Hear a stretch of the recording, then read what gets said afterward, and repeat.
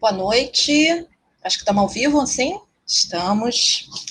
Boa noite a todas e todos que estão aqui nos assistindo. Hoje é um dia bastante especial, a mesa de abertura do seminário Maraca 70 anos. E eu vou começar esse seminário com uma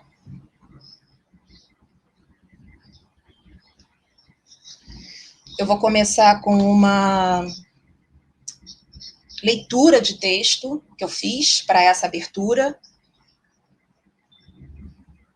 que eu acho que pode concentrar melhor o nosso diálogo na mesa.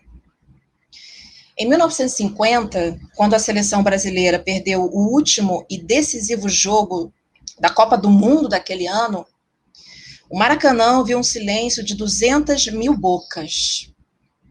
Assim definiu Mário Filho que dá o nome, oficial do Maracanã. São poucos os estádios que sobrevivem a tamanho silêncio. São poucos os estádios que sobrevivem a uma derrota tão impactante e que ainda conseguem torná-la parte fundamental de sua própria narrativa.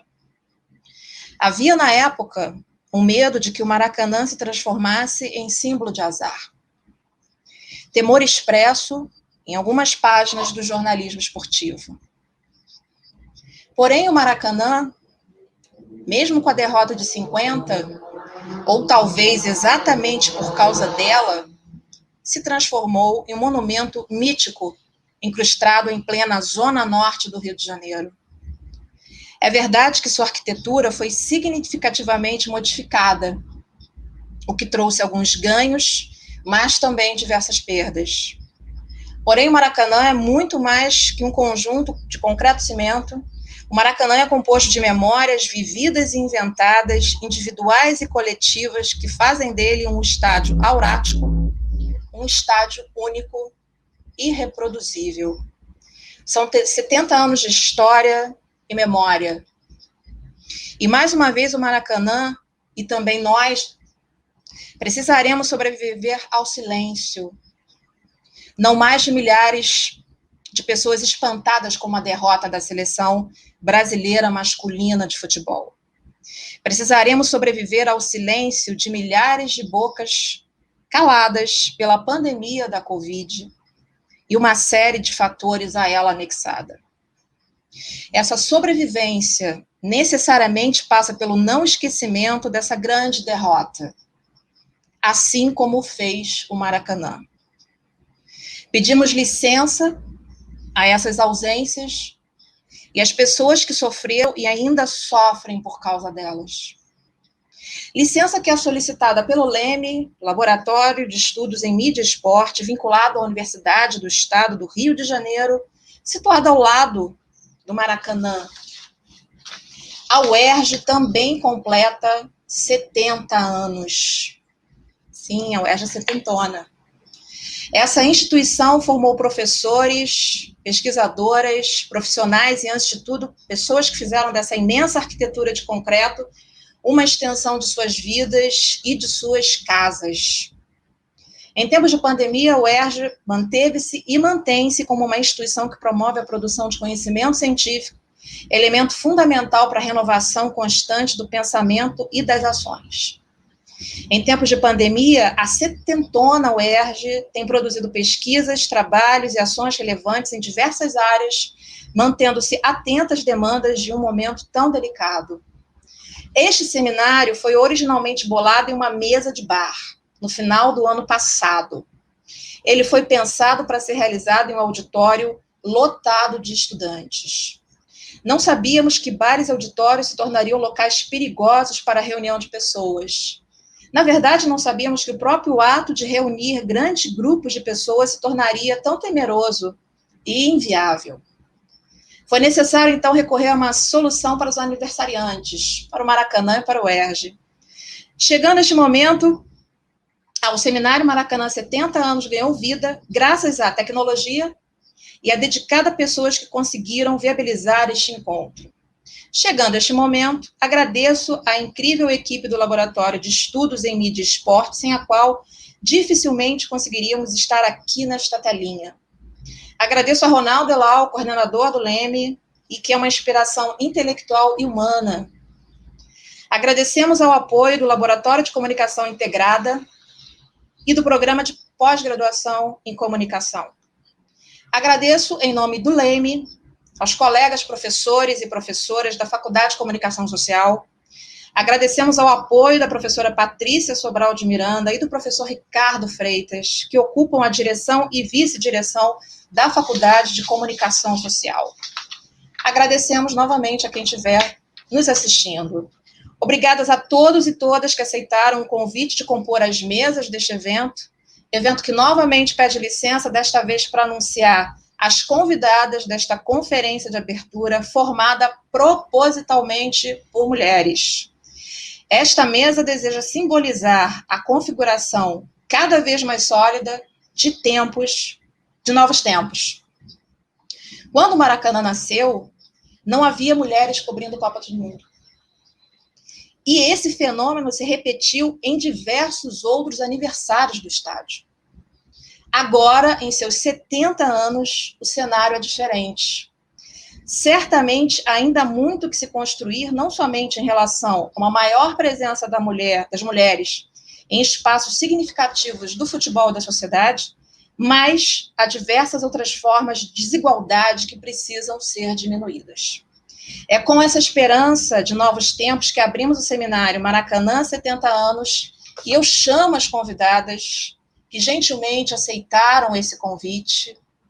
Começo com a Vanessa Rich, nossa querida jornalista, atua como radialista, jornalista, repórter, apresentadora, é muita coisa numa só mulher. Passou pela Globo News Sport TV, onde assumiu em 2004 o Sport News. Em 2010, passou a apresentar o Tá na Área e em junho de 2017 ingressou na Rádio Globo, onde apresentou o programa Convocados. Isso é bastante importante você falar, Vanessa. Já cobriu grandes eventos mundiais, como a Eurocopa, os Jogos Pan-Americanos, é que eu já estou começando a ficar com uma inveja imensa da Vanessa. Olimpíadas e Copas do Mundo. Já narrou Copa do Mundo. Muito bom. Uma mulher narradora do espetáculo. Olimpíada e Pan-Americano, e foi a primeira mulher a narrar eventos esportivos em emissoras da Rede Globo. Que sensacional, Vanessa. Para fazer companhia, Vanessa, eu chamo Carol Barcelos. Olá, boa noite. Barcelos começou a carreira como estagiária do canal Sport TV, foi repórter do programa Zona de Impacto, cobrindo esportes radicais, e desde 2017 é jornalista e repórter da TV Globo. Em 2015, passou a ser apresentadora do programa Planeta Extremo e já comandou quadros Fôlego Máximo e Meu Treino no Esporte Espetacular. Fez parte do time de mulheres jornalistas que cobriu a Copa do Mundo Feminina de 2019. Isso é sensacional. Aos 70 anos do Maracanã, cabe esses novos tempos, né? Os novos tempos de Copa do Mundo das mulheres, com um time de mulheres, enfim.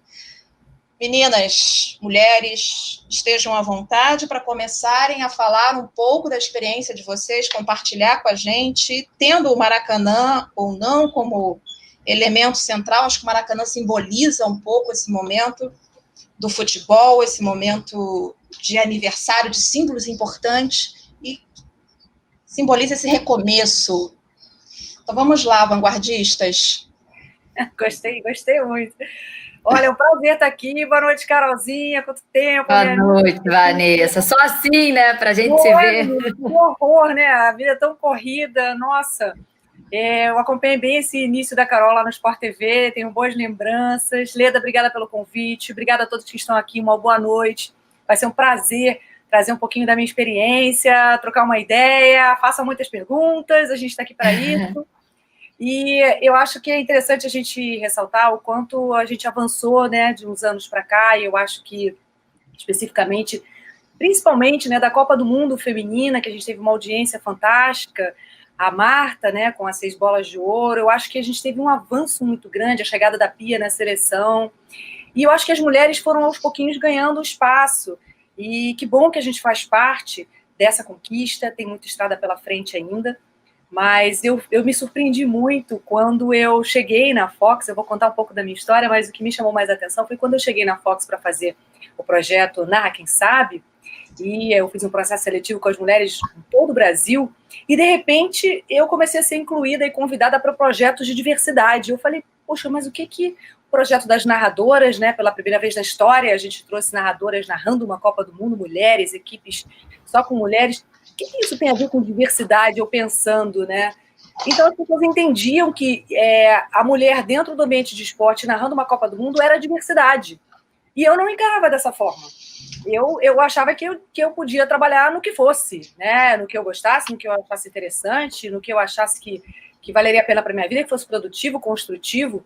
Então, me chamou muita atenção e eu me senti tão atrasada quando eu percebi isso.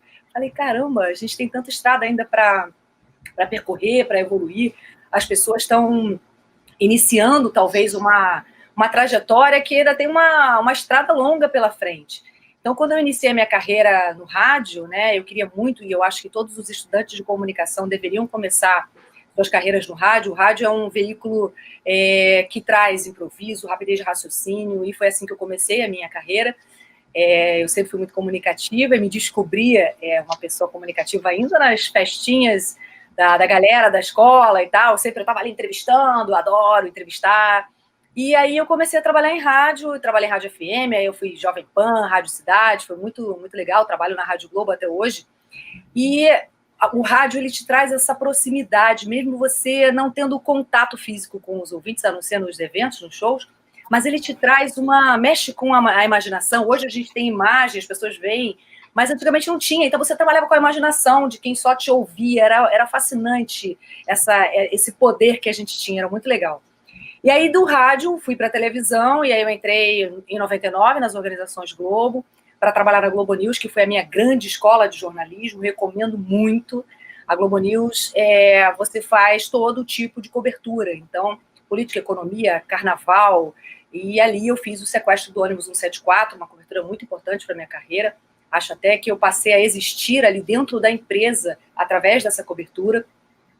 E a Globo News me ensinou muito, né? Eu fiz coberturas o prédio da 1º de março, quando caiu, eu fiquei 3 horas e meia com o Luiz Ernesto Lacombe no ar, e a gente vai entrevistando, e o assunto, cada vez que você fala, mais ele gera perguntas e questionamentos, e eu acho que isso que é o jornalismo de verdade. Isso é fantástico, para quem é jornalista, é o jornalismo na veia, como a gente costuma dizer, né? E aí depois veio um desafio fantástico, né? Que foi ser a primeira mulher a narrar. Eu narrei Olimpíada e Pan-Americano primeiro, né? Nas organizações Globo. Eu treinava escondido, então eu apresentava os meus pilotos. Foi uma ideia da Alice Maria, na época, a minha diretora na Globo News, e eu comecei a mostrar os pilotos escondidos para o Schroeder, que era o nosso diretor na época no jornalismo. E o primeiro jogo que eu gravei, eu faço questão, quero gravar um jogo de futebol, eu quero começar pelo futebol. E assim eu fui fazendo os pilotos e tal, e fui para o Sport TV com esse propósito, fui apresentar o Sport TV News em 2004, mas eu fui com esse propósito de ser narradora, e eu narrei uma Olimpíada, um Pan-Americano, muito tempo depois. Já nos canais Fox Sports é que eu fui ter a oportunidade de fazer uma Copa do Mundo, porque a gente tem um preconceito ainda muito arraigado. E eu lembro que nesse processo seletivo, eu falava para as meninas assim, foram 300 inscrições em todo o Brasil, e eu acho que o primeiro questionamento era quem será que vai se inscrever? Onde estavam essas mulheres? O que elas estavam fazendo que elas não estavam no ar? Elas não estavam porque não tinha oportunidade para elas estarem.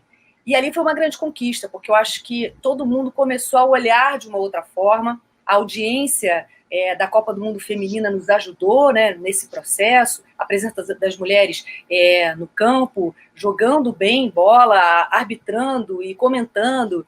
E só faltava alguém narrar. E aí a gente criou esse projeto, Narra Quem Sabe, nos canais Fox Sports. Tive essa oportunidade de administrar tudo isso e ministrar esse treinamento para as meninas. E foi enriquecedor, porque eu falava assim, quero erro zero, a gente não pode errar, porque se errar vão dizer que as mulheres não sabem nada de futebol. E aí a gente conseguiu um resultado fantástico, que a gente gerou uma curiosidade nas pessoas. foi muito difícil escolher entre 300 vozes 6 para treinar as 6. E foi um processo muito interessante, porque eu falei, a gente precisa que essas meninas estejam no estádio para elas sentirem a emoção. E a gente foi fazer jogos de Libertadores, e eu levei as meninas para o estádio e foi fantástico, né? Todas as dificuldades que elas vivenciaram, estava chovendo, escuro, aí como é que jogador é aquele, eles não estão se enxergando, o uniforme não dava para ver direito, o número, enfim, todas as dificuldades e as emoções de estar no estádio. E a gente estava numa cabine paralela à cabine que estava no ar, com a transmissão da Libertadores pelos canais Fox Sports, e foi fantástico. É muito emocionante, difícil escolher 3 vozes, e até hoje a gente tem, todas elas estão trabalhando nesse ambiente, eu me sinto muito feliz e é gratificante poder dividir um pouco do conhecimento e dessa, eu acho que dessa conquista, né, que ela é diária, uma conquista diária. Não vou dizer para vocês que é fácil, não é. A gente parece assim que legal, né? Poxa, estamos fazendo, estamos entrando, estamos conseguindo. Sim, mas ainda tem eu acho que está arraigado, né? Um preconceito que é velado muitas vezes, e você escuta frases que não são agradáveis de ouvir. E aí, pensando, né, na questão do Maracanã, eu fiquei relembrando os momentos mais marcantes da minha carreira. E olha que coincidência. Primeira vez que os meus filhos foram ao Maracanã foi para assistir a Marta jogar na Olimpíada. Então, eles foram ver futebol feminino. Vou trazer vocês hoje aqui, olha, para conhecer esse é o Maracanã. E aí contei um pouco da história do Maracanã para eles e a gente veio ver a Marta jogar. E a Marta é a nossa maior jogadora. Então, assim, isso foi muito marcante. Depois eu tive a oportunidade de ser a voz do Maracanã no Dia Internacional da Mulher. Então, quando o locutor oficial passou o microfone, eu era um Vasco e Flamengo, fui convidada pelo Vasco, que é o meu time de coração. Quando eu falei, muito boa tarde, Maracanã, aquilo parecia, eu me sentia super poderosa, foi maravilhosa aquela experiência, muito, muito, muito, muito emocionante. E tive a oportunidade de ver a final da Copa do Mundo no Maracanã, então eu não sabia se eu torcia contra mesmo, né? Ou a Alemanha ou a Argentina, eu tinha um pouco de raiva dos dois lados, né? Mas enfim, compreensível. Mas foi uma das emoções que eu pude vivenciar. Não tive muitas experiências de trabalhar, como eu nunca fiz transmissão de jogo como repórter de campo. As experiências que eu tive foram de bastidores, de, por exemplo, fazer eu estar na área de lá e mostrar um pouco do bastidor, da transmissão, mas não tive essa oportunidade de fazer transmissões de jogos direto do Maracanã. Mas o Maracanã traz as minhas lembranças mais profundas da minha infância, foi lá que eu aprendi a amar o futebol e a entender, no início eu acho que eu ia um pouco curiosa para ver aquela fumaça colorida, as bandeiras, né? Tinha geral na época, faz muita falta a geral do Maracanã. E esses 70 anos, a gente volta no tempo, né? E volta lá no 10º gol do Pelé, a gente volta em algumas histórias, momentos emblemáticos. A Copa do Mundo, né? Que a gente teve uma experiência muito, muito ruim, muito difícil, né? Para o Brasil naquela época, e recentemente, né, com a Copa do Mundo aqui, eu acho que a gente, de alguma forma, traz o Maracanã no nosso coração. Então, é maravilhoso poder ter essas oportunidades. Eu me sinto, de verdade, privilegiada, Carol. Eu estou me sentindo também, Vanessa, de estar aqui ouvindo as suas histórias. Eu falei isso com a Leda mais cedo, eu falei, nossa, eu estou mais curiosa para ouvir vocês, eu acho, até do que para falar. E quando eu conversei com a Leda mais cedo, eu até falei algo parecido com o que você citou agora, que eu não tenho tantos momentos assim no Maracanã. Assim, eu trabalhei como repórter de campo uma época, logo que eu fui para a Globo, mas eu acho que eu sempre tive a carreira mais direcionada para o esporte de ação, então eu não tive assim tantos, falar assim, eu participei de toda a história. Mas aí o legal foi que a Leda falou assim, não, mas a gente quer falar, porque o Maracanã, você pode, paralelamente à história dele, você ir contando uma evolução que aconteceu no futebol, uma evolução que aconteceu na sociedade, uma evolução nossa, profissional e como oportunidade, né? Eu conheci a Vanessa em 2004, o ano que a Vanessa foi para o Sport TV, foi o ano que comecei a estagiar no Sport TV, não por escolha, porque eu queria ir para a Globo News. Sério? Eu não sabia disso. Eu fazia economia no IBMEC, na Fundação Getúlio Vargas, enfim, algumas frustrações. Uma eu vou dividir. O meu sonho era estar na UERJ, eu não passei, tá? Então, para os alunos que estão aí, o meu sonho era estar onde vocês estão, na verdade. E na época eu passei para a UF, passei para a PUC, não passei nem para a UERJ, nem para a UFRJ e fiz jornalismo na UF. Mas eu fiz querendo trabalhar com economia. Tanto é que eu fiz curso na Fundação Getúlio Vargas, economia. Tô chocada. E aí queria muito o Globo News. Cheguei na última entrevista, na época do estágio na Globo, e aí a Globo News não me quis. E o pessoal do esporte me chamou.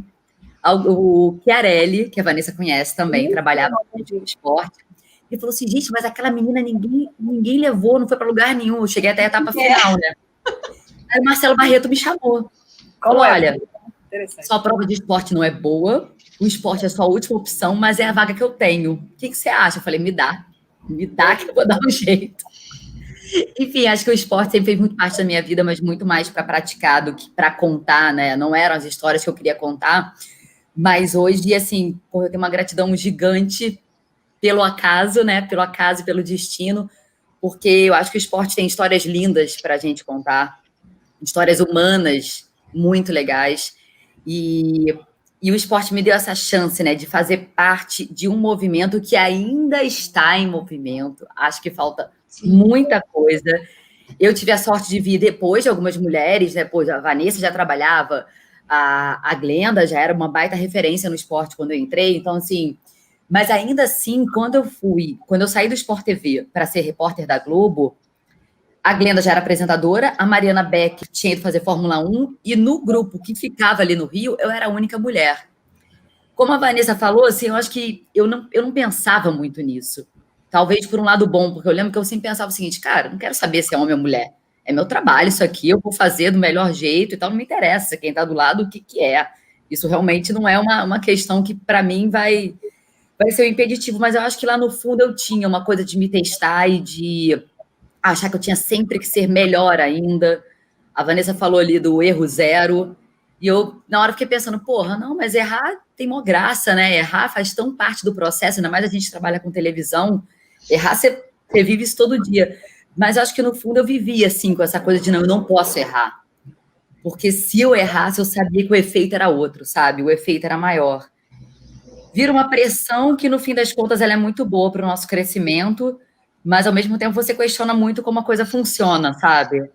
Porque você trabalha com uma pressão diariamente que não é de todo mundo que está do teu lado. Isso, sem dúvida.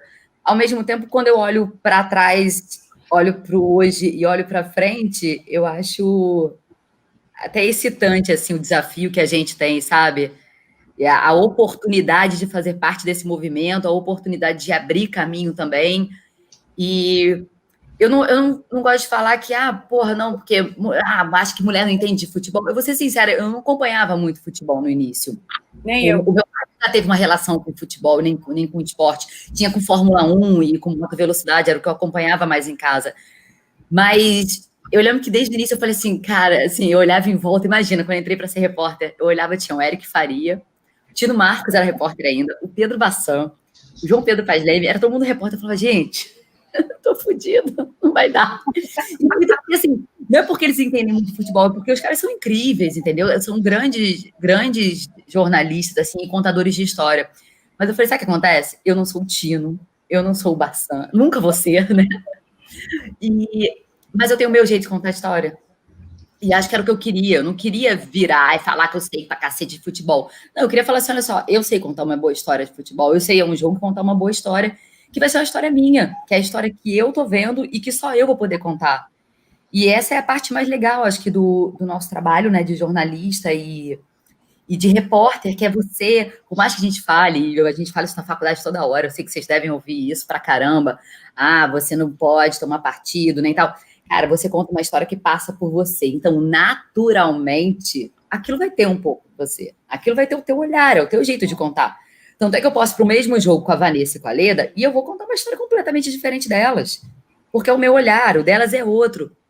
E acho que quando a gente aceita isso e entende que, tipo, porra, o nosso olhar tem muito valor, você fica mais livre para trabalhar, sabe? Você tira um pouco da pressão. E a Leda lembrou um momento que para mim, é curioso, porque eu já tinha vivido muitas coisas marcantes, assim, no Planeta Extremo, e momentos, né, situações que eu nunca tinha imaginado que eu viveria. E aí eu tava meio que assim, porra, mas e agora? E agora? E aí, em 2019, eu fui para a Copa do Mundo Feminina. Eu falei, porra, cacete, e agora, assim, quer desafio maior que esse, sabe? Desafio e privilégio, né? Porque aí eu tive a chance de contar grandes conquistas de grandes mulheres, e foi uma Copa que marcou, foi uma Copa que entrou não só para a história do futebol, e muito menos só para a história do futebol feminino, ela entrou para a história de um movimento de conquista das mulheres. Essa Copa vai ser lembrada para sempre, porque, como a Vanessa falou, teve audiência, uma audiência impressionante, e o que a audiência representa é o seguinte, as pessoas estavam vendo e ouvindo aquelas mulheres. E a gente sabe que durante muitos anos isso não aconteceu, né? Nossas vozes não eram ouvidas e a nossa imagem, por muitas vezes, a gente não encontrava essa representatividade, né? E aí, quando eu vejo o nome desse seminário, né, narradoras do espetáculo, isso é muito legal, né? Acho que a gente está num... Não vou falar que é um lugar privilegiado, não, porque todo mundo sabe o caminho que teve para estar nesse lugar e cada uma conquistou. Então, eu não acho que é privilégio. Mas é uma grande oportunidade, eu acho. A gente está ali como narradoras do espetáculo. Carol, e tem uma questão interessante que eu acho que é você aproveitar a oportunidade, né? Você estava pronta para assumir e aproveitar aquela oportunidade da vaga que tinha, e a vaga era no esporte. Então, assim, por mais que você tivesse muito o sonho de trabalhar na Globo News, por exemplo, aquela era a oportunidade que você tinha. Então, eu acho que quando a gente está preparado para a oportunidade que a vida traz para a gente não pode perder. Vou dar um exemplo aqui. Eu dou muitas mentorias, né, para muitos repórteres, apresentadores que vocês acompanham hoje na televisão, nos principais players. E uma delas é a Evelyn Rodrigues. A Evelyn, ela era repórter do Combate, fazia o UFC, e aí ela vinha do site, então ela não tinha muito traquejo. Ela falou, poxa, Vanessa, eu preciso trabalhar o meu off, o meu gestual e tal. E eu fiquei um ano trabalhando com ela nos bastidores para melhorar o off, a narração ali, a entonação, a construção do VT. E aí veio a oportunidade. Então, você vê, ela estava trabalhando para o UFC, o Combate, narrando ali e comentando dentro desse assunto, né? Ela é repórter e especialista nesse assunto. E, de repente, morre o Kobe Bryant, que é a repórter que está mais próxima. Evelyn, tem como você ir para lá? E ela estava pronta, ela fez a cobertura da morte do Kobe Bryant em todos os canais. Na Globo News, uma linguagem. Sport TV, outra linguagem. TV Globo, outra linguagem. Esporte mas cada uma tem uma abordagem diferente. E ela fez para as três. E ela fez absolutamente todos os telejornais dos 3 canais. Então, ela começou a semana no Combate e terminou a semana no Fantástico.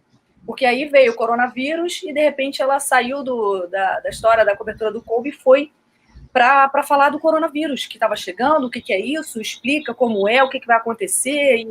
E aí, de repente, ela tinha aproveitado a oportunidade. Eu sei que no final da semana chorava eu, ela e a Anaísa, que é minha amiga também lá do Sport TV, e que tá nesse bastidor, nesse ambiente do esporte, só que ela estava brilhando em outra linguagem, em outros canais, em outro assunto. Então, ela saiu do UFC para fazer Kobe Bryant coronavírus. Ela estava preparada, é o que você falou, Carol, ela estava preparada para essa oportunidade. Então, ali, quando veio esse desafio para as meninas na narração, e quando eu recebi esse desafio de poder narrar pelo Sport TV, ou quando eu fui para a Eurocopa, por exemplo, a gente vai com uma preocupação triplicada, porque se você errar, tá vendo aí? Além de tudo, errou porque é mulher. Então, eu acho que a gente tem uma cobrança muito grande com a gente. E eu concordo com você, Carol, a gente tem que errar. Faz parte. Se não errar, não está pronto. O erro faz parte. Eu lembro que a Fernanda Gentil, eu quase tive um ataque do coração quando ela cumprimentou o cego. A Fernanda foi minha aluna. Aí eu falei, meu Deus, a Fernanda cumprimentou o cego, pelo amor de Deus. Mas aí eu comecei a ver que talvez aquilo, de alguma forma, não tivesse a repercussão tão negativa como eu imaginava. E o erro faz parte. Ela foi gentil, educada como ela seria com qualquer convidado que estaria ali. Não é verdade? Então, eu acho que, de alguma forma, a gente se cobra demais e nós, mulheres, temos esse compromisso e esse encargo nas nossas costas de que a gente tem que fazer certo. Não é não, Leda? Tem isso também. Eu acho que, assim, existe também, Vanessa, bem interessante sua fala, e estava na fala da Carol também, nessa cobrança que nós mulheres temos, assim, quase que não posso errar, eu não posso errar. A impressão que eu tenho é que essa cobrança também, ela piora no momento em que o erro, de um modo geral, é muito intolerado, né? Uma fala mal colocada, agora em tempos de live, como professora, tendo que usar muita live, eu fico me policiando imensamente, porque precisa, de fato, a gente precisa ter novos códigos de fala que incorporem, enfim, mudanças importantes, mas a gente vive numa sociedade também que qualquer não falei? E se for mulher, realmente isso tem um peso, né, muito grande. Então, é bastante complicado mesmo. E outra coisa também, Carol e Vanessa, que vocês estavam falando, que eu acho espetacular, é que o jornalismo esportivo, ele é um jornalismo antes de tudo. Eu falo isso para os meus alunos. É jornalismo.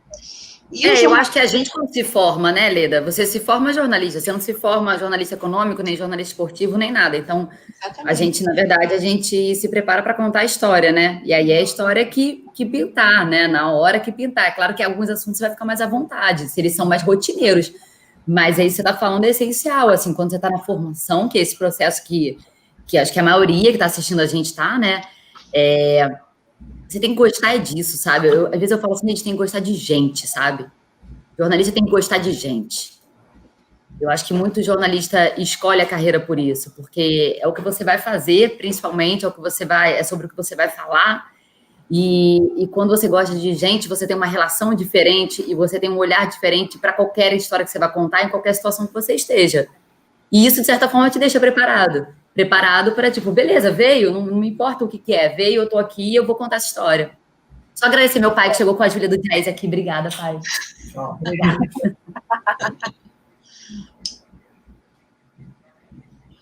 E uma coisa que eu queria também falar é que, assim, no caso do esporte, eu não sei se vocês têm essa percepção, é um objeto que dá para falar de diversas dimensões do mundo. Você pode puxar pautas incríveis tendo o esporte. Eu acho que um dos problemas que pode haver, mas que não deve haver, é qualquer pessoa que imaginar que vai atuar no jornalismo esportivo para só falar de esporte. Não vai.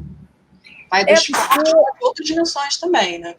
Porque eu acho que quando você conta histórias, e aí em qualquer ambiente, em qualquer editoria, você está humanizando o trabalho.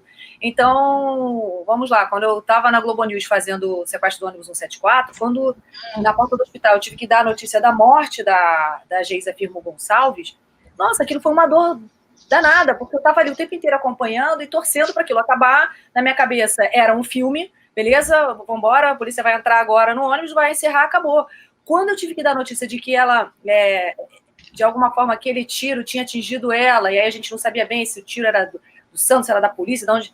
Enfim, até que tudo se esclarecesse, eu tive que dar essa notícia, e foi muito dolorido, porque você sente, você é humano, o jornalismo, eu não sei se a Carol concorda, mas ele embrutece um pouco a gente, principalmente quando você faz as editorias, que são editorias que trabalham com o dia a dia, geral e tal, mas você vivencia aquela notícia. Então, é muito duro você trazer. Eu lembro que, por exemplo, quando eu estava na porta dos hospitais, eu não lembro agora qual era o hospital, mas eu estava na porta de algum hospital fazendo a chegada dos feridos quando caiu o alambrado lá em São Januário, na João Avelange.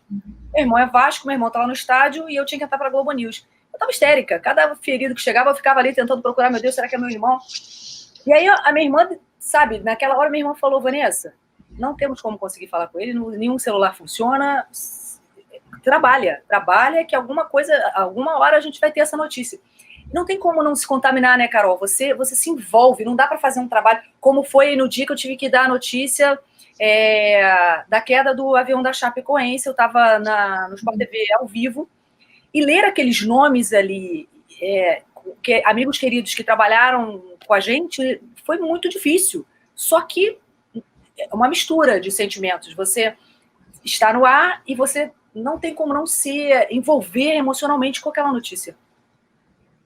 Isso aí eu tenho até um caso que eu acho curioso, Vanessa. Assim, você falou da Chapecoense, né? Eu não participei da cobertura, e eu lembro até que na época foi uma cobertura super delicada, né? Até mesmo alguns jornalistas que a gente via entrando ao vivo, que eram os jornalistas que não eram do esporte, a gente viu a gente viu a emoção deles no ar, porque, enfim, a gente perdeu pessoas muito próximas, né? Para a gente era algo assim muito comum que estava acontecendo ali, comum de viagem, né? De estar ali naquele avião, de ter tantos jornalistas juntos, e a gente também se colocava ali naquela situação, porque a gente falava assim, pô, mas foi uma viagem para cobrir um jogo, assim, quantas dessas a gente faz por semana, sabe? E a gente viu muitos jornalistas se emocionarem porque eles... Cara, imagina, a gente perdeu um amigo repórter que era um menino de 20 e poucos anos, sabe? Então, quando você vê a emoção de um repórter ali, eu acho que antes de ser repórter, ele é gente, né, cara? Então, é impossível você não sentir também. Eu perdi um dos caras mais incríveis com que eu já trabalhei na minha vida, nesse acidente. E um cara que estava comigo na cobertura, acho que a cobertura mais marcante e a mais triste que eu já fiz, né? Que foi a do terremoto no Nepal. E aí tem um caso que na época, eu não sei se todo mundo vai lembrar disso, mas foi em 2015 que eu tive um momento ali na embaixada e quem estava gravando era o Ari Júnior, o repórter cinematográfico que trabalhava comigo no Planeta Extremo e que a gente perdeu no acidente de Chapecoense. E o Ari, ele estava gravando na hora, já tinha acontecido o terremoto principal e aconteceu um tremor, a gente estava na embaixada e eu me assustei e o Ari gravou a imagem. Não foi ao vivo, mas a gente exibiu essa imagem. Eu acabei ficando no Nepal mais de um mês, com uma internet, obviamente, muito ruim, né? Tinha acontecido uma tragédia ali, a maior tragédia dos últimos 80 anos atingiu o país. A gente também estava vivendo como todo mundo que tinha passado por aquela tragédia, então a gente também ficava no chão, ninguém podia entrar no quarto, não podia trocar de roupa, você não tinha acesso à comunicação direito. Então eu sabia muito pouco do que estava acontecendo no Brasil. Quando eu voltei de viagem, quando eu voltei para o Brasil, eu lembro que foi no domingo, Dia das Mães, em maio, aí eu soube que muita gente tinha me criticado por causa desse momento em que eu me assustei na embaixada e tremi. E aí, por acaso, foi muita crítica de jornalista também. Eu confesso que na época eu tava, você volta meio, né, tipo, caramba, o que tá acontecendo e tal, a gente viu e viveu muita coisa ali que ninguém gostaria de ter visto, nem vivido, nem que tivesse acontecido. E aí, quando eu voltei, que eu soube das críticas, eu falei, cara, jura? Eu lembro que teve um amigo, eu falei assim, quer saber, eu não vou pedir desculpa, assim, eu não me sinto errando na minha carreira, assim, a gente é humano, né? Antes de tudo, é impossível você, eu vi que alguém falou assim, eu não entendi o contexto da... Carol, por quê? Eles acharam o quê? Que era um teatro? Não, acharam que eu não podia me assustar, que eu estava fugindo da notícia. Esse foi o que mais me incomodou, quando alguém falou que eu estava fugindo da notícia. Porque eu falei, eu passei um mês no Nepal. E só a gente sabe em que condições a gente ficou lá.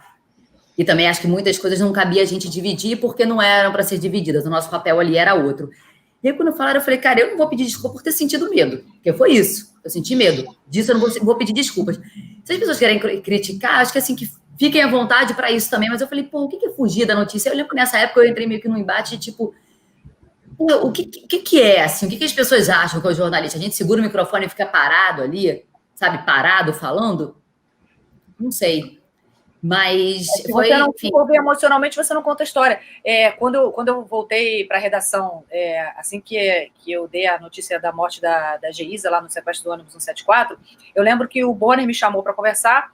Eu até me assustei, porque a minha diretora na época, a Rosa Magalhães, falou, o Bonner e a Fátima querem falar com você. Eu tinha 1 ano de formado, eu falei, caramba, o que será que ele vai falar? Eu já estava, né, meio tonta ainda com aquela cobertura. E aí ele falou assim, Vanessa, eu sei que algumas pessoas devem ter te chamado a atenção, porque na hora que o bandido ele atirou na minha direção, que jornalista abusado, a gente vai caminhando em direção ao ônibus e ele atirou, o Sandro atirou na minha direção e eu me escondi atrás da árvore. E nessa hora eu falei, ele tá atirando. E aí eu lembro que ele falou, Vanessa, se alguém te criticou porque você se alterou ali, eu estava aqui na redação no ar-condicionado vendo você não, você estava de frente com um bandido, então óbvio que você vai correr, vai se assustar e vai falar alguma coisa, ou você vai ficar lá, então nesse momento ele está atirando. Exatamente. Assim, né? Você está vivendo a notícia, e é isso que torna o seu susto na hora e o meu temor ali dele atirar na minha direção, é porque você está vivenciando a notícia.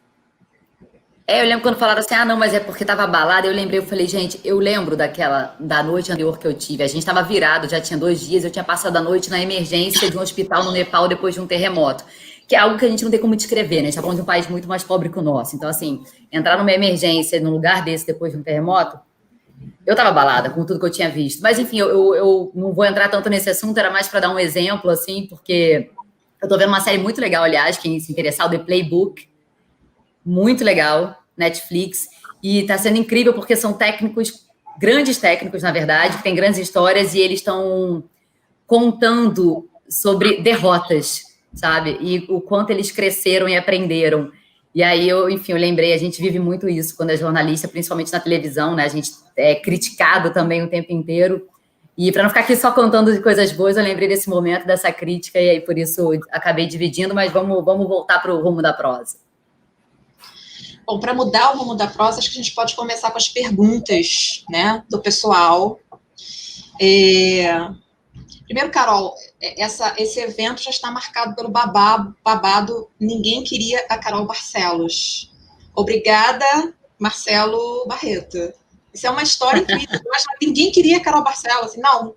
A Globo News não me queria, cara. Foi foda. Aqui, Carol. Não. Aí chega o Marcelo. Mas hoje, Leda, quando eu olho, eu falo, gente, como a vida foi mais legal comigo, né? Porque eu tive a chance de fazer tanta coisa legal. Acho que a minha vida foi bem mais divertida. Sim. Além das perguntas, obviamente, que tem muitos assim. Eu amo Vanessa Rich. Eu amo Carol Barcelos. Então, tem muitas mensagens de amor, paixão, devoção. Bom, sendo coisa boa, a gente gosta. Aí. Mas eu vou começar com algumas perguntas aqui. Eu vou começar com a pergunta do Rafael Clemente. Carol, Vanessa e Leda, ele perguntou até para mim também, bacana. Citem uma mulher que serviu de inspiração na escolha e no caminho profissional de vocês. Fátima Bernardes. Eu acompanhava a Fátima, acho que desde sempre, gostava do jeito, ela tem 2 coisas que eu tenho, e acho que talvez por isso eu me identificasse. Antes de conhecê-la, ela tem aquela seriedade de quem vai apresentar um jornal, ela apresentava o Jornal da Globo na época, e ela tem aquela descontração de estar no ônibus da seleção, no meio do pagode, então ela tem esses 2 lados, ela passeia bem por esses 2 ambientes, o ambiente mais sério, no meu caso ali a Globo News, e nesse ambiente um pouco mais descontraído, que é o meu ambiente hoje na Rádio Globo, é o meu ambiente nos canais Fox Sports, foi no Sport TV. Esse passeio, essa diversidade ali, essa multiplicidade é fantástico. Leda, você ficou surpresa ele ter perguntado para você, mas na verdade tinha várias perguntas para te fazer, viu?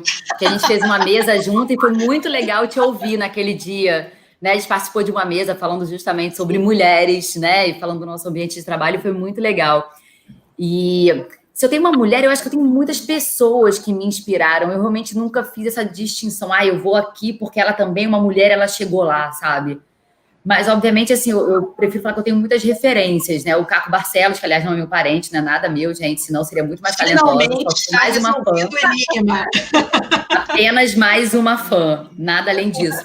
Mas, assim, o Caco, cara, o Bial, que tem muito isso que a Vanessa falou, sabe? É um cara que, ele, assim, é inacreditável como ele consegue fazer um Big Brother incrível e falar da queda do Muro de Berlim. E, pô, eu acho que é uma puta referência no jornalismo. A Glenda, para mim, é uma referência, ainda é. Eu gosto muito da forma como ela consegue comunicar. A Vanessa, quando eu entrei, era uma mulher para quem eu olhava, porque ainda era uma minoria ali, sabe? Eram poucas mulheres. E a Vanessa era uma mulher ali que era apresentadora e que tinha... A gente tem muito isso, né? Mulher naquela época, era eu e mais a Lívia. Só tínhamos 2 ali, eram 2 mulheres, e toda a equipe era formada por homens, dos Sport TV News. Eu acho que eu via muito, assim, a postura, né? Porque isso a gente tem que ter, né, no momento, ainda mais quando você chega, você tem que ter uma postura para, tipo assim, peraí, vamos lá, meu espaço é esse aqui, não invade, não. Não invade, não. E aí, eu acho que, assim, tem muitas pessoas que me influenciaram, mas eu costumo ver, assim, um pouquinho de cada um, sabe? O Bassan é um cara que até hoje, assim, se eu ouço a voz do Bassan, em qualquer jornal eu paro para ver, porque o cara consegue transformar em algo genial e incrível, com um olhar sensível e ver coisas que eu nunca veria, assim, naquela mesma situação. Eu acho que eu vou pegando, assim, referências. Essa poesia dele. Nossa, ele tem uma Maria Beltrão, cara. A Maria tem um jogo de cintura e tem uma presença ali, um negócio que minha filha outro dia estava falando que é borogodó e que é verdade, que eu acho que é super importante quando você é comunicadora. Tem que ter um borogodó. Você tem que ter o que te faz conectar ali. Então, acho que assim, tem várias pessoas, eu seria injusta se eu falasse de uma só, e eu agradeço a todas elas, assim, todos eles, a Vanessa, ao Tino, que eu vejo off, a forma como ele conta, a Glenda, que tem um carisma incrível, enfim. Acho que cada um deles eu fui tentando ali me identificar de alguma forma. Eu sou muito fã do Bassan, do Marcelo Canelas também. Eu acho que os dois uma poesia que eu queria enxergar. Eu sei como. Eu queria sentir isso.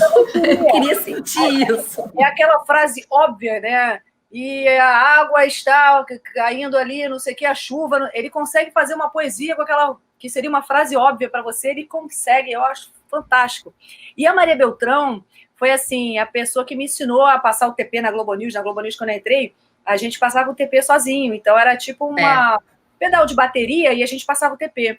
E a Maria, a primeira vez que eu fui testar, ela parou o TP. Eu falei, passa, Maria. Não, isso é um teste para você ver. Às vezes o TP para. Eu falei, pô, Maria. E a Maria é uma das pessoas, eu acho que é a pessoa mais autêntica com quem eu já trabalhei na vida. Eu adoro. Hoje eu faço parte do grupo de oração, né, na casa dela, uma vez por mês a gente se encontra, e ela é exatamente o que vocês veem no ar, ela é na vida real, assim, no dia a dia, maravilhosa. Amo você, Maria. Bom, mais perguntas. Quem me inspirou, a gente, assim, eu sou... Glória Maria, eu adorava a Glória Maria, né? Eu acho que ela é um exemplo. Assim, também. Eu queria ser Glória Maria quando eu era pequena. Depois eu quero ainda estou tentando. Ela para conquistar o espaço no momento em que não tinha espaço, né? Exatamente. Mulher, negra, é uma coisa, assim, fascinante. E como eu venho do mundo acadêmico, entrei no mundo acadêmico, a Simone Guedes, antropóloga do Museu Nacional, que a gente perdeu ano passado, e vai parecer puxa-saquismo, não, mas o Ronaldo Elal, para mim, é uma referência, que é o coordenador do Leme, é uma referência tanto intelectual quanto humana também, né? A gente bate altos papos. É tão importante, né? Então, ele acaba sendo esse referencial, mas é nessa vibe da Carol, assim, são pessoas, né? Amanda Franciele, perguntas, anota aí. Quais os principais desafios de trabalhar com esporte no Brasil? Também da Amanda Franciele, como levar esportes que não são futebol para o holofote? Essa é uma pergunta bacana. Essa eu queria a resposta. Eu queria a resposta, eu não queria a pergunta. Mais uma da Amanda, como vocês relacionam a história do jornalismo esportivo com a história do Maracanã? Grande parte da história do jornalismo esportivo, ou ao menos uma parte muito importante, foi contada e aconteceu ali no Maracanã, né? A gente vai lembrar entre vitórias e derrotas, são muitos momentos. E no início seria um texto super bonito, né, Leda? E quando você começou a falar do Maracanã, assim, o Maracanã é um lugar que tem alma, né? Sim. E aí eu já dividi aqui no momento sincerona com vocês que eu não tinha vontade de trabalhar com esporte, mas eu lembro muito, assim, muitas vezes me emocionar no Maracanã, de estar no gramado e olhar em volta e falar, caralho, isso é esporte. Assim, não, às vezes não era o meu time que estava jogando, mas eu olhava em volta e eu ficava arrepiada, eu ficava emocionada e eu olhava para a expressão das pessoas, né, cara? As pessoas, assim, muito emocionadas, muito apaixonadas. Eu falava, cara, por isso, é isso aqui que faz isso ter vida, sabe? Mas a primeira pergunta dela foi sobre... A segunda foi como trazer o holofote para outros esportes sem ser futebol. Acho que eu ainda não sei essa resposta. Busco há muito tempo isso. Acho que eu tenho buscado durante toda a minha carreira, porque apesar de gostar de futebol, de falar sobre futebol, eu gosto muito de esporte olímpico, eu gosto muito de esporte de aventura. Eu acho que tem grandes histórias em todas as modalidades esportivas e a gente deixa passar muitas delas porque a gente não tem o olhar voltado para esses esportes. E quando a gente deixa algumas dessas histórias passarem, a gente está deixando de construir, muitas vezes, carreiras de muitos atletas e carreiras de muitas pessoas. Isso é muito sério, mas eu acho que é um grande desafio nosso ainda. A primeira pergunta que eu não lembro, Amanda, estou lendo aqui a sua segunda. A história do jornalismo com a história do Maracanã, desafios do esporte no Brasil, era isso?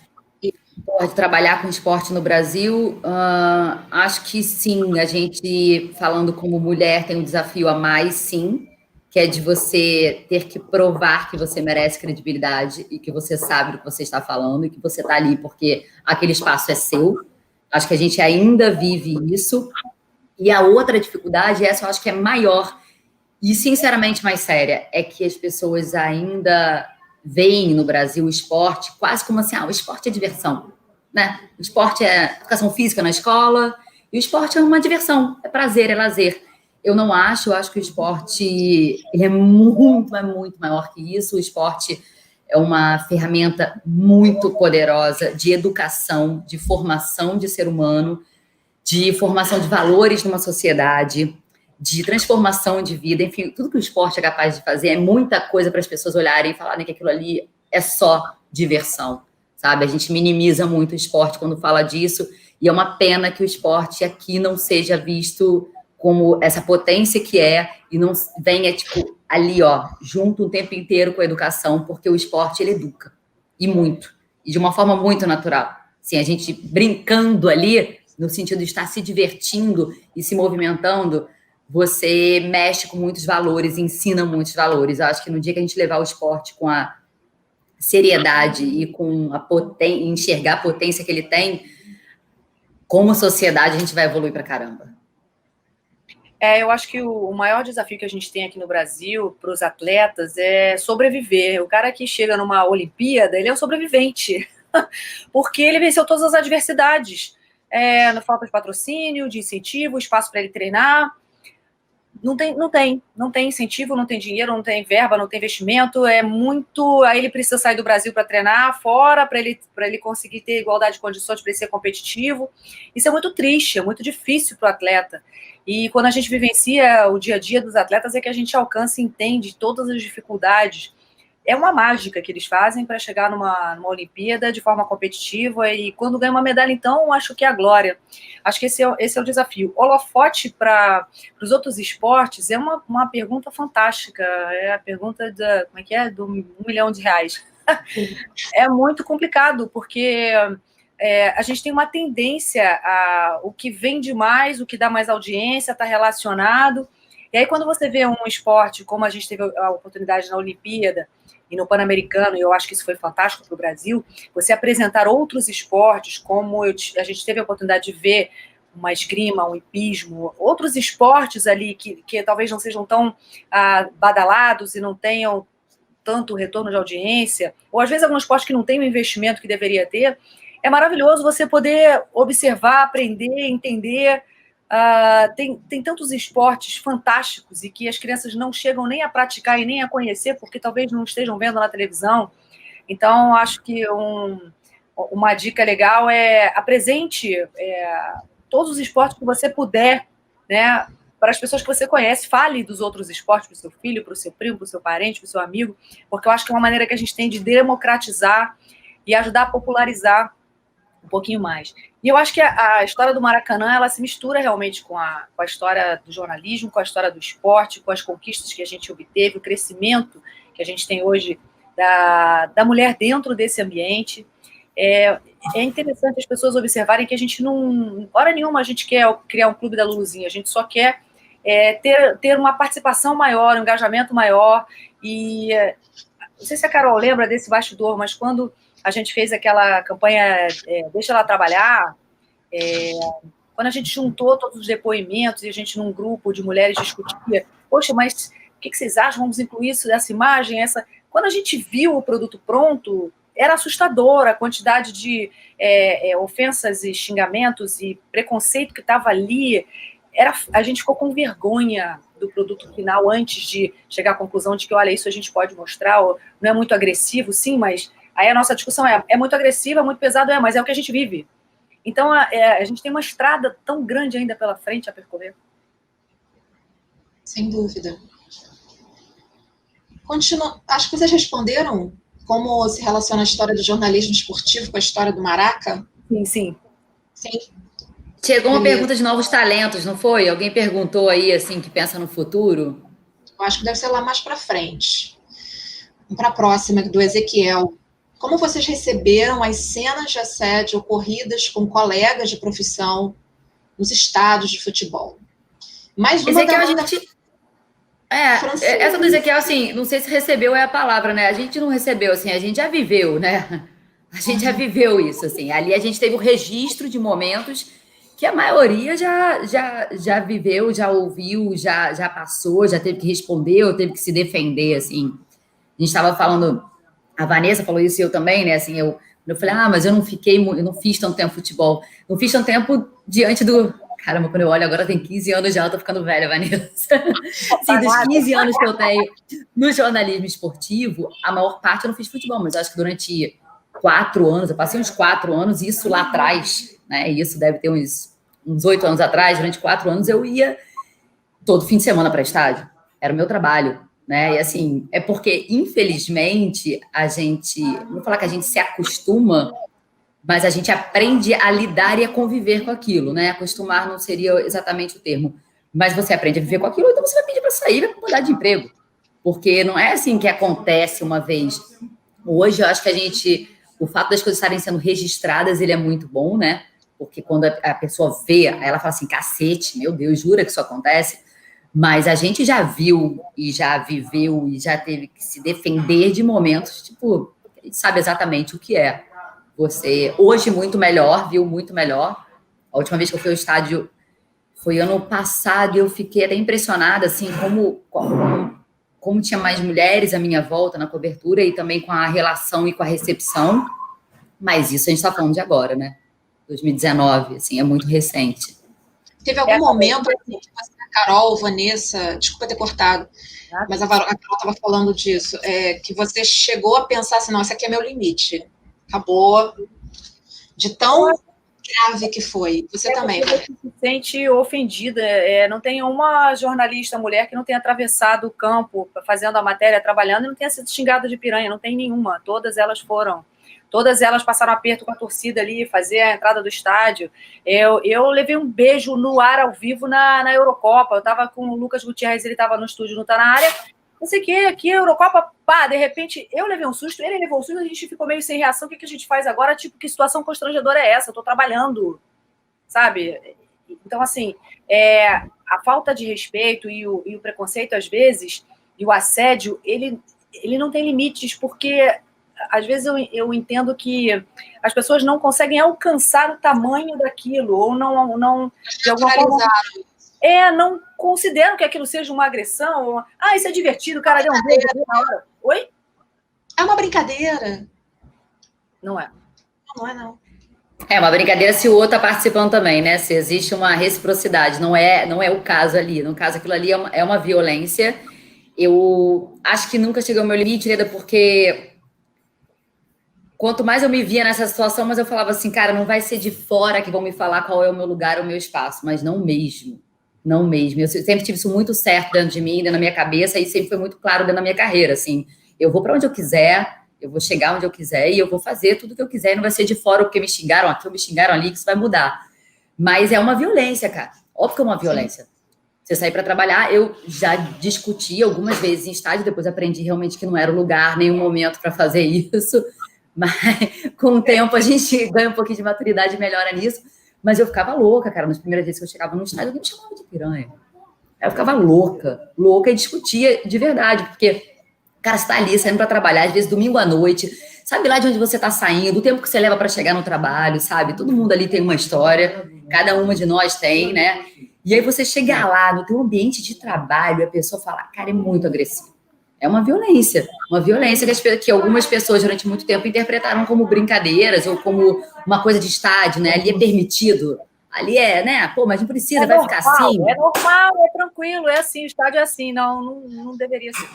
Mas ok, estamos num processo de reeducação para todos, assim, aí, né, a gente também, em relação a vários preconceitos que a gente carrega durante tanto tempo e várias atitudes que a gente vai normalizando, e eu só acho que é realmente um processo e um longo processo ainda. Ô, Carol, eu queria só fazer uma consideração em cima eu sei que você não queria falar muito mais desse assunto, mas o julgamento, né, da sua reação lá no Nepal, Eu sempre costumo dizer que quando você critica o outro e esse outro está no ar ou está numa situação ali ao vivo, mesmo que a imagem tenha sido gravada e tenha sido usada depois, eu sempre costumo dizer, vai lá, senta lá no lugar daquela pessoa, faz aquilo ali, depois você me conta, sabe? Porque é muito fácil você apontar o dedo e aí, lá, errou, ou então, ia lá, como é que não sabe essa informação? Ou então, ridicularizar o outro ou julgar o outro. Isso é uma lição, né, Vanessa, para todo mundo que tá vendo a gente, eu acho. Quem vai trabalhar, assim, em qualquer lugar, na verdade, qualquer profissão que você vai fazer, né? Tem que ter humildade, sabe? Tem que saber que, cara, é muito fácil você com a bunda sentada, assim, no ar-condicionado, assim, paradinho, ficar falando, isso e aquilo. E aí vale para tudo. Cara, quando você tá na situação, assim, é diferente. Olha, é diferente. Carol, eu vou fazer uma confissão para você. Naquele período lá que você estava no Nepal, eu só pensava na sua família, na sua filha, o que a Carol tá falando para a filha dela, o que a filha dela tá pensando, o que a família... eu não estava pensando ali no jornalismo na hora, não. Eu estava pensando como eu, Vanessa, ia reagir se eu estivesse no seu lugar em relação à minha família, à minha vida, à minha história. Só quem tá lá o que sabe o que está vivendo. Eu lembro muito quando eu voltei, Vanessa, eu fui almoçar num restaurante ali perto da Globo, e aí a gente barrou com o Pedro Bial. E aí eu lembro que o Bial veio à nossa mesa, e aí falou da cobertura, né, ele tinha passado por um terremoto, né, ele fez a cobertura do terremoto do Japão, e ele falou, cara, terremoto, só a gente que tá lá, a gente sabe, porque ele falou, olha, eu voltei, eu tinha pesadelo durante muito tempo, que tava desmoronando e caindo em cima de mim. Mas, enfim, eu acho que também, assim, foi isso. Quando as pessoas me perguntaram, eu falei, mas o que foi na hora? Eu falei, o que foi na hora? Eu senti medo. É super simples. Senti medo. Que pergunta é essa, gente? Tive medo de morrer, cara. Tive medo de morrer, tive medo do teto cair, tive medo do teto do chão abrir, porque era o que acontecia, da parede cair. Tive medo de morrer, mas, assim, em momento nenhum eu pensei, vou embora daqui, não vou ficar aqui, não vou... Não, eu sabia exatamente qual era a minha função e toda a nossa equipe, né? Era uma equipe de esporte que foi para cobrir um rapel que a gente ia fazer numa montanha para contar a história de um povo milenar de caçadores de mel, e a nossa equipe acabou fazendo uma cobertura de 15 dias de uma tragédia. Por sorte, assim, realmente acompanhada de grandes jornalistas, um deles o Marcelo Teral, que hoje é do Fantástico. A nossa equipe era uma equipe muito boa e muito baseada no que a Lida falou, assim. Eram pessoas que sabiam que antes de ser jornalistas esportivos, são jornalistas. Então, a gente entendeu ali, tipo, exatamente qual era o nosso papel e a importância de, naquele momento, passar informação para o mundo inteiro, porque o mundo inteiro precisava olhar para o Nepal para poder ajudar, né? Mas, enfim, assim, acho que faz parte, né, Vanessa? Acho que algumas pessoas pensaram como você, outras não, mas também, assim... Porque eu acho que ninguém pensa no bastidor, né? Assim como você tinha lá os seus medos e as suas ansiedades enquanto você estava no Nepal, lá no meu exemplo lá do 174, eu só pensava assim, cadê meu pai, minha mãe, meus irmãos? Tá todo mundo trabalhando, ninguém vai ver que eu tô aqui fazendo essa cobertura. Tipo, isso. É o que você pensa na hora, vou resguardar a minha família e vou me focar aqui no trabalho para o negócio acontecer. É difícil. Bom, a gente vai mudar agora um pouco de assunto, uma pergunta assim bem forte, atual. Como vocês avaliaram a manifestação política da Carol Solberg? Eu acho que todos os atletas, eles aproveitam a voz e a exposição que eles têm para trazer as suas opiniões pessoais, particulares. Então, os atletas, eles têm de alguma forma, esse caminho, essa abertura, essa possibilidade. E eu acho que ela fez uma manifestação do que ela considerava que ela deveria falar, ou do que ela achava que era importante. Não sei, mas eu venho de uma cultura dentro do jornalismo que a gente não mistura a nossa profissão com questões políticas, por conta do nosso compromisso com o jornalismo, né? Então, eu acho que ela, de alguma forma, aproveitou a exposição e o momento, ela achou pertinente, e eu acho que, de alguma forma, eu respeito, é a maneira como eu penso. Eu acho que eu sou da linha da Vanessa, assim, antes de tudo, respeito, como ela falou, e poderia ter falado o contrário, e eu acho que seria da mesma linha, respeito, né, o direito à voz, o direito a se manifestar, o direito à opinião.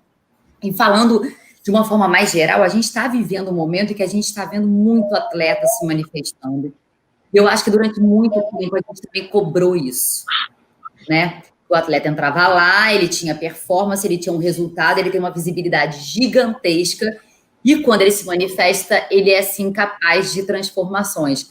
Aí eu tô falando até de outros casos, como a gente está vendo muito o Lewis Hamilton, né, super ativo e muito importante. Assim, a visibilidade que ele tem, quando ele fala, quando ele se manifesta, tem um outro peso e tem um outro impacto. As manifestações de racismo também, né, Carol, que tem muito dentro do esporte. É um momento que você aproveita para dar voz ao que você pensa. Para gerar uma transformação, né? Que é a transformação que ele entende como necessária. E aí a gente tem o Lewis Hamilton, a gente teve a Megan Rapinoe na Copa do Mundo feminina, que, cara, a Megan Rapinoe, assim, cada vez que ela pegava o microfone, a gente parava para ouvir, primeiro porque ela fala muito bem, assim, super articulada, e porque ela estava ali, ela não estava ali só para jogar futebol. Não mesmo, ela deixou isso muito claro desde a primeira coletiva. Ela estava ali para marcar, para chamar atenção para uma questão, e ela foi de equal pay, né, de pagamento igual do início ao fim da Copa do Mundo. Ela cumpriu o que ela queria, que era vencer a Copa do Mundo, para dar ainda mais voz. Eu lembro muito da fala dela na coletiva, depois da conquista do título. Eu estava lá, eu cobri o jogo, a gente transmitiu na Globo, eu estava no campo. Depois eu lembro que eu fui para a coletiva dela, e ela não entrou naquela, a gente é campeã do mundo. Não, ela falou assim, agora? Eu quero saber agora, o que vão me falar? Que isso aqui não gera dinheiro, que isso aqui não... Eu quero saber qual é a desculpa. E ao mesmo tempo que ela falou isso, ela começou a... Por ser uma pessoa super inteligente também, ela sabia todas as mudanças que tinham sido prometidas para o futebol feminino depois dessa Copa do Mundo. E que foram apresentadas como se fossem grandes conquistas. Ela falou assim, não, vem cá, tudo bem. Vai aumentar a premiação, né? Essa premiação que estão falando, ela ainda é 1/4 da premiação masculina da última Copa. Então, não estou nem falando da próxima, que já vai aumentar. Então, ela começou com argumentos e foi isso. Ela aproveitou um momento em que o mundo estava ouvindo a voz dela e olhando para ela, e ela falou. Carol, a pergunta é por que ela perderia essa oportunidade? Por quê? Né? Mas tantas já perderam, né, Vanessa? E assim, não acho que ninguém tem obrigação de falar como ela falou, né? Acho que é uma coisa que você tem que estar à vontade para e ter vontade de. Mas a gente, durante muito tempo, já comentou isso, né? De ver o atleta, às vezes, meio, assim, isolado das outras questões e alheio a movimentos que estavam acontecendo. E agora a gente está vendo, não, a gente está vendo o envolvimento muito grande dos atletas da NBA, a gente está vendo o Lewis Hamilton super envolvido, a gente viu as atletas da seleção feminina inteira dos Estados Unidos super envolvidas. Eu acho que existe um papel do atleta, né, de conseguir atrair atenção, de conseguir gerar transformações, e que tem muita gente fazendo isso. Mas, assim como a Vanessa, assim, a gente também segue a mesma linha, né? Em relação à política, principalmente, a minha primeira postura é política, religião, é respeito. Respeito a todo mundo, concordando ou não. Eu acho que isso é democracia, né? A gente conviver com o diferente e respeitar o diferente. Bom, vou para a pergunta do Gustavo, meu querido amigo Gustavo Bandeira. Gustavo Bandeira, gremista, ferrenho. Gustavo Bandeira só anda com a camisa do Grêmio. O dia que vocês virem o Gustavo Bandeira sem a camisa do Grêmio, o mundo vai acabar. Ele não deve estar gostando muito da minha camisa, né? Ele faz o seguinte comentário e termina com a pergunta. Questões como essa, pela pressão do não erro, têm relação com o machismo, especialmente nas redações do jornalismo esportivo. Vocês ainda sentem que precisam provar para os colegas da redação? Eu acho que a gente não tem que provar nada para ninguém. E se você está ocupando aquela posição, é porque você conquistou aquele lugar. Então, se hoje a gente está nas principais redações, dando voz ao esporte, e aí não interessa se é um esporte que traz mulheres ou traz homens, é o esporte, e aí não interessa também qual é o esporte, eu acho que você, de alguma forma, você ocupa aquela posição porque você conquistou, por mérito, por conteúdo, porque você lutou para estar naquela posição.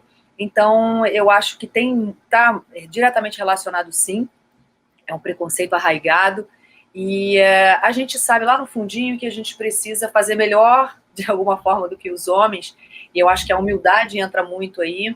Eu lembro que quando eu cheguei na redação do Sport TV, eu não tinha a cultura de futebol que todos aqueles homens com quem eu trabalhei e trabalho até hoje eles tinham, porque eles cresceram, né, talvez com aquela cultura de olhar a tática, a técnica, eles tinham um olhar para o futebol que eu não tinha quando eu era menina ainda.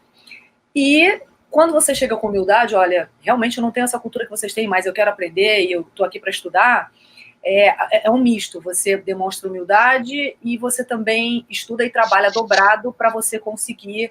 É quase como se você tivesse que corresponder às expectativas. E aí, quando a gente quer fazer, a gente faz bem feito, né, Carol? Acho que a gente tem nosso jeito de fazer, né? Mas sem dúvida tem relação com machismo. Isso que a Vanessa falou aí de, eu tô aqui porque eu mereço, eu construí uma carreira. Acho que eu já repeti isso para mim muitas vezes. E o que eu sempre quis foi chegar a um ponto em que eu não precisasse mais falar isso, o famoso, desculpa o termo, assim, ligar o foda-se, sabe? Falar, cara, eu tô aqui para trabalhar, eu vou fazer meu trabalho. Mas eu confesso que eu levei muito tempo para me sentir à vontade nesse espaço e realmente sentir isso, sabe? Olhar em volta e falar assim, esse espaço aqui é meu, né? Isso aqui é meu. Assim, eu acho que eu já repeti isso para mim tantas vezes antes de entrar no ar, sabe? Tipo, porque eu precisava acreditar, né? Existe um julgamento externo, mas existe o nosso julgamento, né? A gente também cresce com milhares de coisas dentro da gente e acho que eu tinha uma insegurança, de certa forma. Eu me colocava no papel de achar que tinha que provar para o outro. E quando eu me colocava nesse papel, quando a gente se coloca nesse papel, a gente acaba deixando de ser a gente. Eu comecei a perceber que, cara, eu só estava perdendo com aquilo, porque eu não entrava tão segura e eu não entrava do meu jeito, né? E a gente consegue comunicar, que é um papel essencial na nossa profissão, a gente consegue comunicar quando a gente está falando do nosso jeito, quando a gente está falando com verdade, quando eu te conto uma coisa que eu contaria se você estivesse sentado aqui, na minha frente. E para isso você tem que estar à vontade, né? Acho que agora, de repente, de pouco tempo para cá, não sei nem se poucos anos é muito tempo, na verdade, nesse caso, eu comecei a me sentir mais assim, cara, eu tenho meu espaço aqui, eu conquistei meu espaço. Isso aí me fez lembrar a conversa que eu tive com a Alice Maria, no dia que a Alice falou assim, a Alice era minha diretora na Globo News, e ela falou, Alice foi a criadora do Jornal Nacional, a criadora da Globo News, e aí um dia ela falou assim, Vanessa, tem uma proposta para te fazer, o que você acha de você ser narradora? Porque eu falei com ela que eu queria trabalhar no esporte e tal, que eu estava muito feliz de fazer esporte dentro da Globo News, aí ela falou, então, o que você acha de ser narradora?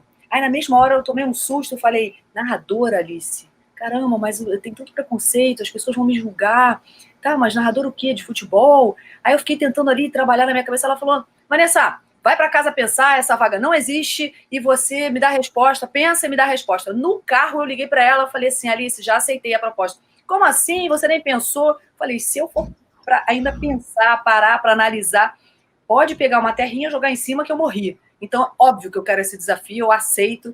Aí eu lembro que de cara eu fui conversar com o Galvão, falei, Galvão, o que você acha? Quais os esportes você acha que são interessantes? Mas eu queria conversar com futebol. Então foi uma conversa muito legal, assim, que eu tive com o Galvão na época. E eu lembro que ali ele me explicou que cada esporte tem um ritmo, uma maneira de fazer. Foi uma aula fantástica que eu tive ali na garagem, no estacionamento ali da Globo. E eu comecei a mergulhar em cada um daqueles esportes para poder narrar na Olimpíada e foi uma evolução. Fantástico. Agora temos uma pergunta do Ronaldo Elau. Gostaria que vocês falassem um pouco da importância da Marilene Dabuz para as mulheres no jornalismo esportivo, né? A Marilene, que é uma das precursoras, uma das primeiras mulheres a trabalharem dentro de campo, ia vestiário, né? Vocês, eu não sei se vocês sabem, mas a década de 70 é uma década bem interessante para as mulheres no futebol, de um modo geral. Tivemos a Rádio Mulher, sabia?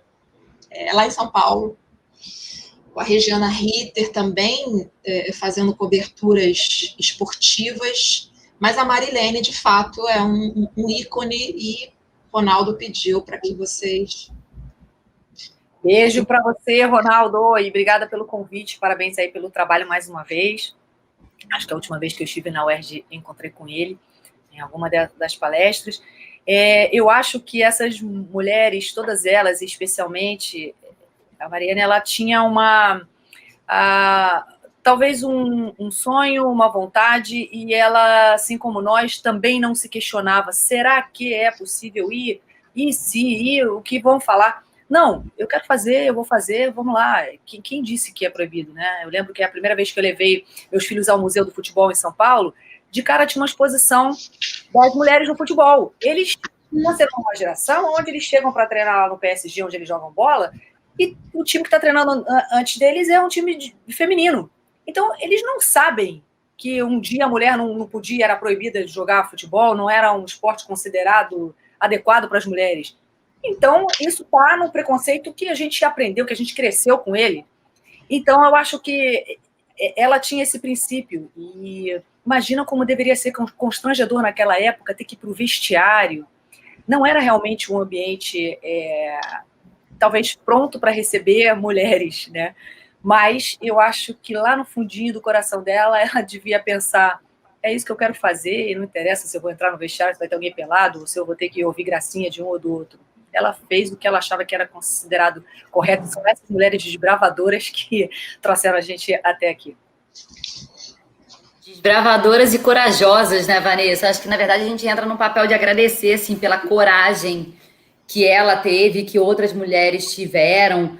Agora, eu estava lembrando, assim, quando eu comecei a cobrir, tinha a Marluce, que cobria muito treino, assim, era uma referência. Marluce, pô, maravilhosa. Marluce e generosa, assim, eu não sei se ela vai lembrar, mas em alguns momentos ela me dava toque e ela falava ali. E acho que mais que isso, só de ter a presença delas, sabe, de olhar e de ver ali, você consegue se ver de alguma forma, né? E é o que a gente busca, né? Quando você está traçando o seu caminho, você fala assim, tá, mas eu vou olhar para onde? Tá? Opa, tem uma mulher aqui. Tem uma referência. Uma referência que torna aquilo possível, que torna aquilo almejável e conquistável, né?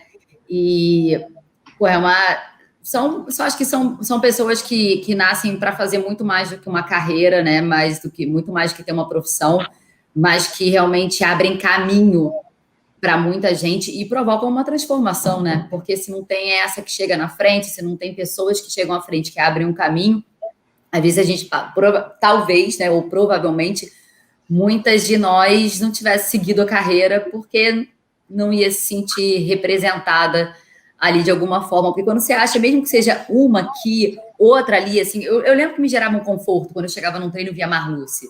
E via que ela era respeitada, acho que mais isso ainda. Quando eu olhava o respeito com que os jogadores falavam com ela e os outros jornalistas, eu falava, pô, é isso aí que eu quero. É para esse caminho aí que eu vou. Você falou uma coisa interessante, Carol, em algum momento você disse assim, você, quando chega nesse ambiente, você tem que impor um respeito. Olha só, esse aqui é meu ambiente, meu espaço, tá? Me respeita. E eu lembro que eu consegui desenvolver isso pela minha linguagem. Então, eu sou muito simpática, muito assim, expansiva, e quando eu entrei no ambiente, né, quando eu saí da Globo News para ir para o Sport TV, que eu me deparei com uma redação muito masculina, eu falei, caramba, como é que eu vou fazer aqui, né? Porque se eu for muito ha-ha, né, não vai dar certo. E eu lembro que eu desenvolvi uma maneira de falar com os homens, eu falava, e aí, irmão, tranquilo, tudo bem? Então, poder me ajudar aqui nessa... E foi a maneira que eu encontrei simpática, educada, mais... né, que eu mantinha uma certa distância, é interessante. Eu acho que a gente vai encontrando um caminho ali, né? Hoje, quando eu olho, assim, eu tenho grandes amigos no esporte e acho que tive... não sei se sorte, se mérito, o que foi, mas de ter construído colegas e que eu sei que cresceram ali tendo muito respeito por mim, muito respeito pelo meu trabalho e que tem ainda hoje. De certa forma, quando eu fico pensando, quando eu olho assim para o que já foi feito, óbvio que eu quero fazer muita coisa ainda na minha carreira, na minha vida, mas me dá uma sensação boa, sabe? Quando eu olho para o lado assim e vejo caras que para mim eram ídolos, homens e mulheres que eram ídolos, e quando eu consigo estar nessa relação aqui que a gente está hoje e vejo falando ou elogiando o trabalho, eu falo, cara, assim, quando eu entrei, eu não queria ser famosa, eu não queria trabalhar na televisão, eu queria isso, eu queria, acho que, ter respeito e que as pessoas olhassem e falassem assim, ela sabe o que está fazendo. Então, dá um prazer verdadeiro, eu acho, da profissão, é esse. É exatamente isso. Gente, estou chocada, tem mais 800 mil perguntas aqui. Eu vou burilar algumas, tá? Para a gente poder cumprir mais ou menos o tempo aqui. Eu vou começar com uma que é interessante, assim, a mudança arquitetônica do Maracanã, né? Digamos, o novo e o velho Maracanã. Tem mudanças substanciais na arquitetura do Maracanã. Fez alguma diferença no modo de narrar as histórias a nova arquitetura do Maracanã? Fez toda. Eu lembro da Geral, a Geral tinha aqueles personagens. Hoje você consegue identificar esses personagens que eles ficam ali naquela cadeirinha, assim, na gradinha, você consegue ver. Mas a Geral, ela possibilitava aquela correria de um lado para o outro, e aqueles personagens emblemáticos, você sabia, é quase como se fosse um ambiente que você conhecia, lhe era familiar, e que você encontrava aquelas pessoas ali, né? Eu digo para quem estava vendo pela televisão, ou para quem estava narrando, você olhava e se identificava, porque o povo estava ali representado. Isso faz muita falta. Eu concordo com a Vanessa, acho que faz muita falta. Eu fiz até uma reportagem, não tem muito tempo, em que a gente fez isso. Eu gravei uma passagem, né, que a gente chama aquele momento ali em que o repórter está falando, né, fazendo a transição de assunto, e eles fizeram uma arte e colocaram como se eu estivesse no Maracanã, tipo, 30 anos atrás, e foi muito legal ver. Acho que a Geral faz muita falta, todo mundo fala, acho que principalmente para a gente que vive de contar a história, né? A gente deixou de ter algumas histórias ali, mas eu também entendo que tem a questão da segurança, motivou uma parte da transformação também, e que é relevante. Acho que a primeira vez que eu entrei depois da reforma, assim, acho que muita gente sentiu isso, até uma coisa meio estranha, tipo, caramba, sabe? É aqui. Mas ainda acho que é um gramado diferente, que quando a gente pisa ali... Júlia, você está, filha, aparecendo. Ela foi assim de fininho, assim, ninguém tá me vendo. Maravilhosa. A Júlia já vivi momentos especiais com ela no Maracanã. Pode falar, filha. Pode pegar.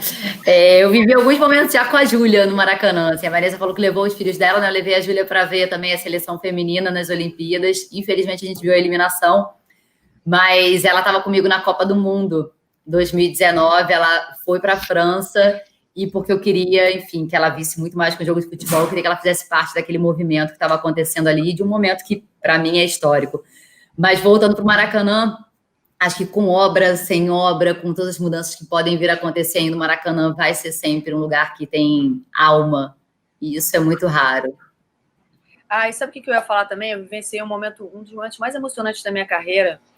Eu acho que da minha carreira não, da minha vida pessoal no esporte, foi quando eu levei meus filhos na Paralimpíada, no Parque Olímpico, e tinha um rapaz, Fábio, o nome dele, nunca mais vou esquecer. Ele não tinha braços nem pernas, ele estava numa cadeira de rodas. E aí ele falou, Vanessa. Aí eu me aproximei com os meus meninos com pequenininhos, sei lá, 3 anos. E aí eu estava ali apresentando os esportes e eu falei, eu lembro que eu fiquei pensando como é que eu vou explicar a diferença da Olimpíada para a Paralimpíada. E aí eu lembro que quando eles viram, né, aquele rapaz, o Lorenzo se aproximou querendo conhecer, conversar. E aí eu falei, filho, vamos tirar uma foto com ele? E ele abraçou o rapaz assim. Ali eu falei, cara, eu tô no caminho certo, eu tô mostrando para os meus filhos o que é a democratização do esporte, o que é a vida real, o quanto o esporte transforma vidas. Foi um dos momentos mais emocionantes ali. Bacana. Bom, tem uma pergunta que eu achei fabulosa, do Irlan Simões. Vocês falaram de referências, agora vamos nas joias da base. Quem são as mulheres do jornalismo esportivo que vocês veem como grandes talentos? Eu tinha visto essa pergunta lá atrás, essa que eu tinha falado dos novos talentos. Tá. Eu vou falar uma que eu acho que até que fez o curso da Vanessa, não sei, estou fazendo propaganda aqui já, hein, Vanessa? Mas que me chama atenção, porque eu acho que ela tem um conjunto que é muito interessante, que ela se comunica bem, que a gente fala às vezes que a câmera gosta, né, da pessoa. E ela vai bem, assim, ela tem um jeito, e ela tem, acho que o que eu mais admiro e enxergo como a maior fonte de potencial. Ela gosta do esporte, ela gosta de esporte, ela gosta de trabalhar com isso, e ela gosta de contar história. E quando eu falo gostar de contar história, porque tem gente que às vezes olha e fala, ai, que legal, tá na televisão ali. Nosso trabalho não é isso. Aquele ali é o produto final do nosso trabalho. Nosso trabalho é ir para os lugares e você não sabe para onde você vai, você não tem rotina, e quando você chegar lá, você tem que ter um olhar atento, você vai. Aí depois que você quer gravado tudo aquilo por um repórter cinematográfico, que tem um trabalho essencial para a gente, quando chega, você às vezes passa horas assistindo o material, Quando eu voltava de uma viagem no Planeta Extremo, eu passava 2 semanas decupando, que é o que a gente fala, que é assistir tudo e detalhar o que tem em cada frame ali daquela imagem. Para depois começar a contar a história. Se você não gosta desse processo, acho que você não gosta de jornalismo de TV. Você pode gostar de outras coisas. E para mim é a Júlia Guimarães. Maravilhosa. A Júlia, ela tem simpatia, que sim, eu acho necessário, porque é uma forma de você atrair a pessoa para você, sabe? Tipo, você receber a pessoa que você está na televisão, você está de alguma forma sendo recebida e recebendo aquela pessoa. A Júlia tem isso. A Júlia gosta do trabalho, ela gosta de contar a história, ela não vai estar preocupada se o cabelo, a Júlia vai chegar e vai fazer. Eu já falei isso para ela algumas vezes, eu tenho prazer em ver a Júlia trabalhar, tá evoluindo, acho que é uma menina que ainda está construindo, né, obviamente, mas assim, eu torço muito pela Júlia, porque eu acho que ela é um exemplo, assim, de verdade, assim, do que acho que jornalistas esportivos devem buscar, e eu tô falando de homem e mulher, tá? Para mim não faz a mínima diferença. Então, Júlia Guimarães, escolhi a minha. A oportunidade de trabalhar com a Júlia, de treinar a Júlia, eu treinava os passaportes, né? Os meninos que chegavam para o Passaporte Sport TV, que é um projeto fantástico criado no Sport TV, que pegava meninos e meninas recém-formados. Então, assim, eu via a Júlia começando e dei muitas dicas. Eu ia gravar um off, tinha sempre alguém do Passaporte esperando ali. Ô, Vanessa, pode gravar off comigo e tal? E eu tenho um prazer tão grande de dividir, assim, a minha experiência, meu conhecimento, que eu acho que eu aprendo junto e eu sinto meu trabalho sendo perpetuado. E a Júlia é uma desses talentos que eu me deparei ao longo da profissão, e eu acho que ela é orgânica, além de ser uma pessoa muito meiga e humana, ela traz essa veracidade. Não tem uma coisa teatral de que eu estou preocupada, se eu estou bonita. Não, ela é orgânica. Eu queria destacar também a Renata Silveira, que hoje ela está narrando nos canais Fox Sports. Ela narra o que vier, o esporte que for, o assunto que for. Então, assim, eu acho uma conquista. Né? A Renata narrou a final da Copa do Mundo, teve comigo durante todo o processo de Copa do Mundo, narrou vários jogos, né? A gente fazia um jogo por dia. Então, eu destaco a Renata. É uma voz fantástica e todas as vezes que eu vou numa palestra, eu levo um gol da Renata narrado e falei, aí, gostaram? Porque ela tem um vozeirão e é bom demais gritar, gol é do Brasil! Muito bom. Eu vou fazer mais 2 perguntas para a gente encerrar a mesa, né? Que já está longa. Como vocês sentem e lidam com a influência da detenção dos direitos de transmissão no processo de produção da cobertura esportiva? Já foram censuradas sobre o que não cobrir? Não, censurada sobre o que não cobrir, sinceramente, não. Essa é uma parte que não é que não chegue a gente, né? Ela chega a partir do momento em que em alguns jogos você vai poder estar numa posição ou em outra, dependendo se você tem direito ou não. Mas eu nunca fui censurada sobre o que não cobrir, não. Eu acho que o que talvez tenha é um cuidado especial em determinados jogos. Eu lembro que na Eurocopa eu presenciei na ponte que dava acesso ao estádio, lá na Polônia, a gente tinha umas rivalidades históricas entre países, né? E que você sabia que naquele dia poderia dar uma confusão maior, e a sua exposição seria maior, sei lá, Polônia e Rússia. A gente sabia que ia dar uma briga ali na entrada. E aí talvez tenha um cuidado maior, mas não uma censura. Maravilha. Uma pergunta do professor, o nosso professor Sérgio Souto, da Faculdade de Comunicação Social. Vanessa e Carol, vocês enxergam limites entre jornalismo e entretenimento e consideram o excesso de gracinhas no jornalismo esportivo, que é diferente do bom humor, dilui fronteiras? Eita, Lelê. Ó, jornalismo e entretenimento. A gente vai ter uma separação até mesmo de jornalismo, esporte e entretenimento, né? Se for pensar como funciona, porque o esporte ele tem um núcleo que é dele, o jornalismo tem um núcleo dele e o entretenimento também. Acho que o jornalismo eu não vejo tão próximo do entretenimento, né? O jornalismo que eu digo de cobertura diária, de editoria. O esporte, eu acho sim que ele se aproxima do entretenimento, mas eu vejo isso com muito cuidado, mas isso pode ser uma questão de estilo, tá? Eu acho que eu até tenho um jeito de falar que é mais coloquial. Eu gosto dessa liberdade que o esporte me dá para falar de uma forma mais natural e mais à vontade, e a chance de falar de assuntos bons, né? Que isso te dá mais liberdade também para ficar mais solto ali, para poder até sorrir. Mas o exagero do humor ali no esporte, eu acho que aí é linha, tá, gente? Eu acho que não é muito a minha, porque o que me atrai no esporte é muito mais a parte das histórias e a parte humana do que realmente achar que o esporte é engraçado toda hora. Eu acho que nada na vida é engraçado toda hora, né? A vida não é engraçada toda hora. Então, o esporte não tem como... Não é um mundo mágico em que tudo é engraçado.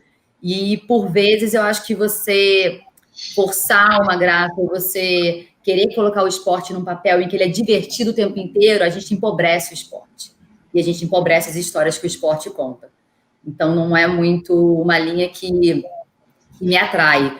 Mas a gente está vivendo justamente um momento que isso está tudo bem misturado. E eu acho que vai muito do estilo de quem está ali contando a história. Eu concordo com a Carol. O esporte, ele passeia entre o jornalismo, porque aí é informação do que vai acontecer, a importância daquele evento, o que, como, por que a gente aprende no jornalismo, né? Por que eu vou assistir essa transmissão? Que evento é esse? Classifica, não classifica, tem medalha? Qual a importância? Então, isso é jornalismo. E é entretenimento, porque esporte é entretenimento. Então, acho que as duas coisas se misturam. Acho que aconteceu num período em que a gente teve talvez uma tendência para que as matérias ficassem mais engraçadinhas ou com brincadeirinhas, e aí o repórter que tem aquele perfil para fazer, e não é um conceito ou talvez uma regra de que para fazer esporte tem que ser engraçadinho. Eu acho que depende. Eu, por exemplo, não sei fazer coisas muito engraçadinhas, não é muito meu perfil, apesar de ser simpática, né, risonha e tal, mas eu sou muito mais da linha do jornalismo. Mas eu vejo o esporte como entretenimento, mas não é porque é entretenimento que você vai classificar como gracinha. E aí fica, como a Carol falou, fica vazio, sem conteúdo, empobrece. Maravilha. Bom, a gente vai fechar essa mesa maravilhosa, mas com uma grata surpresa, vamos ter uma breve participação do Ronaldo Elal, vai dar um oi aqui para vocês. E nos despedirmos, nosso querido Ronaldo Elal. Fala aí, Ronaldo. Eu estou emocionado, tá? Caramba, que abertura maravilhosa.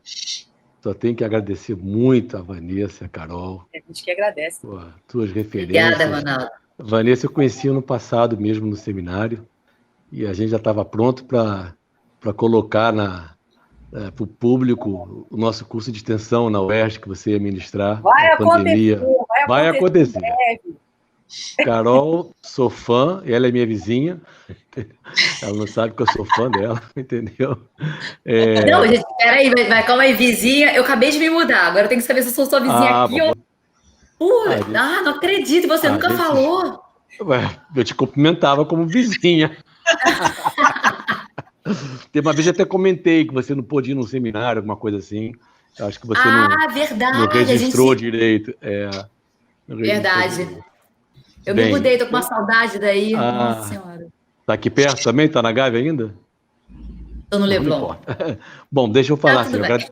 Queria agradecer muito a você. Leda, sempre maravilhosa também. A admiração é recíproca. Queria agradecer a todos que estiveram aqui presentes, né, participando com perguntas. E a minha equipe do Leme, que é uma equipe fantástica, né? Esse seminário, com certeza não teria sido realizado virtualmente, porque eu tenho horror a essa coisa virtual, tenho fobia essa coisa virtual. Eu teria abortado o seminário quando veio a pandemia, mas, enfim, eu sei que minha equipe é muito competente, eles são bravos e bravas, né? E profissionais, e me incentivaram, então nós estamos aqui nessa mesa de abertura, que é fantástica, que não foi escolhida aleatoriamente, foi intencional, tá? Então, mais uma vez, mas muito, muito, muito obrigado, tá? E eu não sei se a Leda vai comentar, amanhã a gente segue, né, com umas 2 mesas. Uma delas que eu vou mediar, que eu já estou bastante nervoso, com o Luiz Roberto e Edson Mauro. Né, está muito bem acompanhado. Muito elite reunida. Pois é. E às 4 horas tem uma mesa com 4 intelectuais brilhantes, né, que vão falar sobre a representação do Estado de Mário Filho na literatura e na arte. Tá? Estão todos e todas convidados. Beijos. Muito obrigado. A gente que agradece. Obrigada, Ronaldo. Valeu. Arrasa amanhã. Boa sorte. Estou nervoso. Obrigado. Vai estar ligado aqui. Vai ser divertido. Vai ser divertido. Bom, Vanessa, Carol, muito obrigada pela generosidade. Você deu tempo de vocês para falar aqui nessa mesa, em um momento tão importante. Vocês, como o Ronaldo falou, vocês não foram escolhidas aleatoriamente, porque eu acho que a representatividade, por si só, ela não é suficiente. É preciso que a gente anexe representatividade com, de fato, pessoas que nos representem. E eu sei que tanto a Carol quanto a Vanessa são pessoas que nos representam, mulheres. Nos representam de fato, entendem de fato todo o processo de pequenas revoluções que a gente tem construído ao longo do tempo. São capazes de entender de uma maneira crítica e de uma maneira empática, sem criar excessivos dualismos, sem fomentar mais guerras. Vocês são 2 referências para os nossos estudantes. Então, quando a gente falou para os nossos estudantes, vai ter Carol Barcelos e Vanessa Rich, foi uma euforia, e seria infinitamente maior se fosse ao vivo, ia ser uma coisa incrível. Mas haverá um momento ao vivo, sim, esperamos em breve que nós estejamos em outros eventos juntas. Muito obrigada pelo trabalho de vocês, obrigada pela palestra de vocês, obrigada a todos que ficaram nos assistindo até o momento. Fiquem atentos que amanhã tem mais Maraca 70, amanhã tem Ronaldo Elal mediando, e tem o time de acadêmicos, a partir das 4 horas da tarde, também falando sobre esse monumento que nos segue, que é o Maracanã. Obrigada. A gente que agradece. Obrigada, amei participar, é sempre um prazer. Amo esse ambiente, e eu acho que a gente aprende mais do que vocês, tenho a certeza disso. Em breve, a gente vai ter aí o curso Como é que Fala, a gente vai trazer aí para o UERJ, eu vou lançar esse curso também online, as minhas mentorias, e é um prazer trocar com vocês. Maravilha. Leda, muito bom. Como o Ronaldo falou, né, a gente tem uma admiração, existe uma admiração por você também, a gente participou de uma mesa juntos, foi super legal te ouvir. Por isso, quando o convite chegou através de você, eu falei, cara, eu quero estar lá, eu quero estar do lado dessa mulher, né? Eu acho que a gente tenta também estar ao lado de grandes mulheres. E para todo mundo que está assistindo, assim, eu já sonhei muito e quis muito estar onde vocês estão. Então, aproveitem, sabe? Assim, o período que a gente está na universidade é um período muito precioso, muito valioso. A gente leva para o resto da vida. Eu sei que o nosso diploma não é obrigatório mais, mas eu ainda e sempre vou defender o estudo, vou defender o ensino. Acho que nunca vai ser demais, pelo contrário, e principalmente jornalistas, que a gente precisa ir muito estudar e a vida toda. Então, aproveitem que vocês tenham aí muitas alegrias na carreira de vocês. De repente, a gente se esbarra por aí ainda, né? Vamos ver. Então, vem trabalhar com a diferença gente. De idade, mas... Né, Carol? Obrigado. Grande abraço para vocês. Boa noite. Beijo, obrigada. Boa noite para todo mundo. Beijo grande.